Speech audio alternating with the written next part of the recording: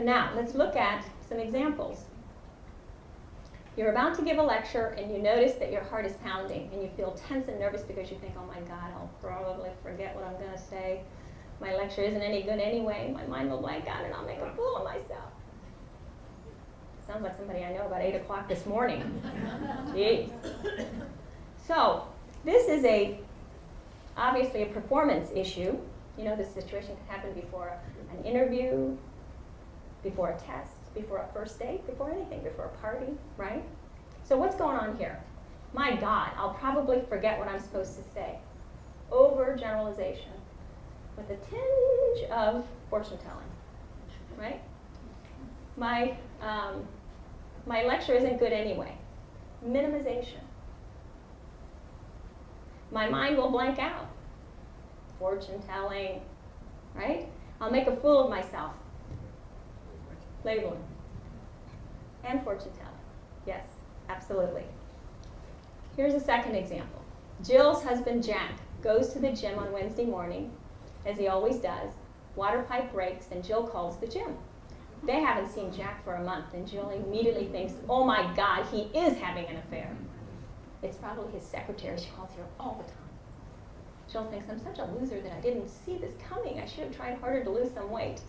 That jerk, how could he do this to me and the kids after 20 years of devotion to him? My mother was right 20 years ago when she said the marriage would never work. So what did Jill just do? She made a huge leap. She went, fortune telling, oh my God, he is having an affair. It's probably his secretary. Some personalization going on. Emotional reasoning. I'm such a loser that I didn't see this coming. Labeling. I should have tried harder. Shoulda, woulda, coulda. The masturbation's going on here. That jerk. More labeling. How could he do this to me and the kids? Personalization, emotional reasoning. It's running the full gamut here. So, how do you think that Jill is feeling right now? What are some of her emotions? Jealousy, anger, betrayal, unworthiness, lots of stuff. Right? Mm-hmm. From that one little thing. So she's feeling all of these feelings, what, based on fact? No. We must realize that our thoughts are not necessarily facts. As a matter of fact, distorted thoughts are 180 degrees off, completely off. You know, Dr. David Burns says negative feelings about yourself especially is not just a little distortion of reality.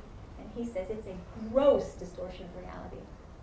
Whatever you feel about yourself is a gross distortion. Whatever negative things that you feel about yourself are gross distortions of reality. So many times our thoughts are 180 degrees off. Just because you're thinking it so doesn't make it so. So we're going to be back to Jill and Jack in a minute because we got to find out whether Jack had that affair or not, you know?